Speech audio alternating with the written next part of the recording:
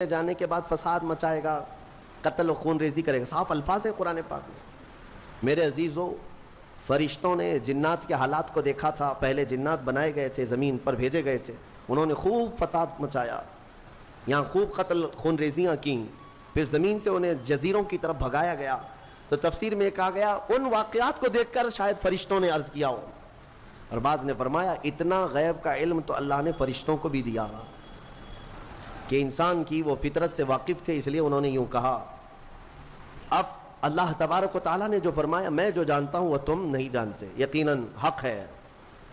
پھر آدم علیہ السلام کو بنانے کا کام شروع ہوا. کیسے؟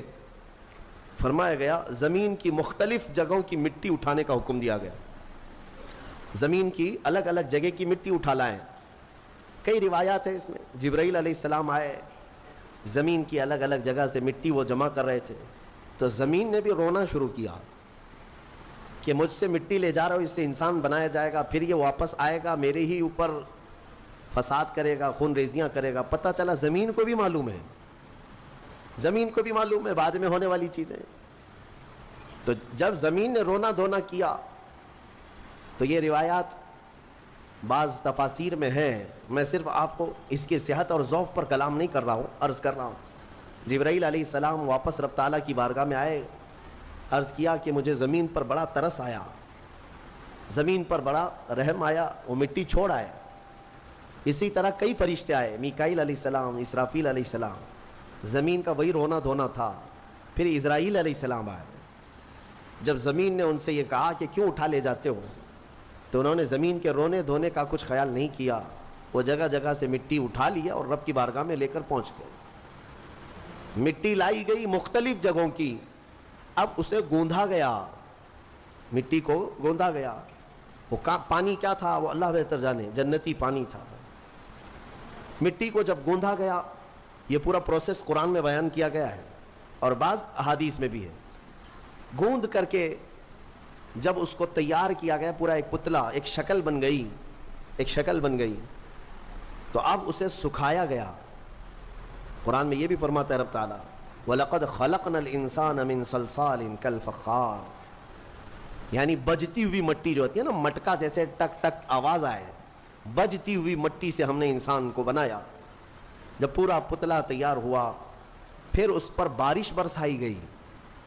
اس پر 40 دن تک بارش برسائی گئی مضبوط کرنے کے لیے. اب اس پتلے پر جو بارش برسی اس کے بارے میں بزرگوں نے فرمایا 40 دن کی بارش میں 39 دن تک غم کی بارش ہوئی، ایک دن خوشی کی بارش ہوئی. اس لیے انسان کی زندگی میں غم زیادہ ہیں، خوشیاں کم ہیں.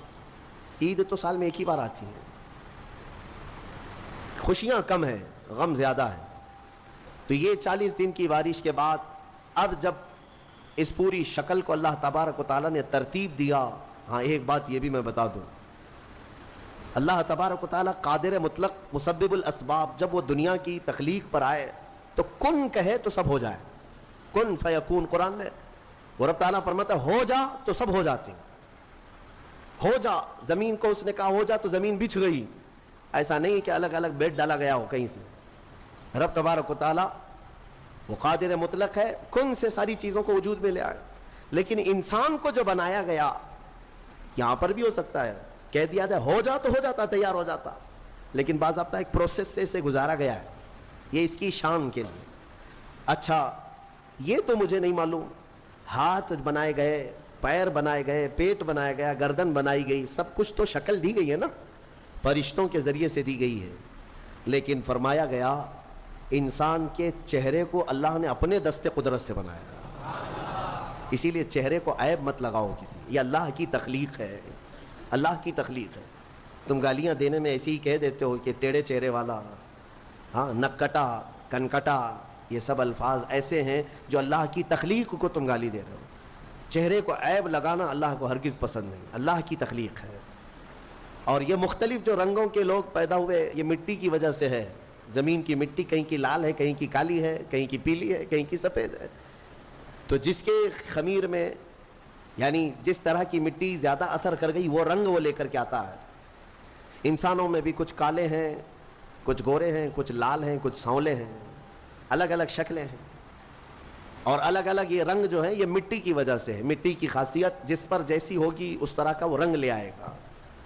ہاں اسی لیے اس پر صبر بھی کر لے جاؤ جو رنگ تمہارے پاس ہے، کہ یہ ہماری خمیر میں ہے، یعنی ہماری سرشت میں اس کو داخل کیا گیا اس رنگ کو. یعنی اگر کسی کے کانٹینٹ میں مینوفیکچرنگ میں ہی وہ چیز آ گئی ہو تو بعد میں پاؤڈر لالی لگانے سے کیا ہونے والا ہے.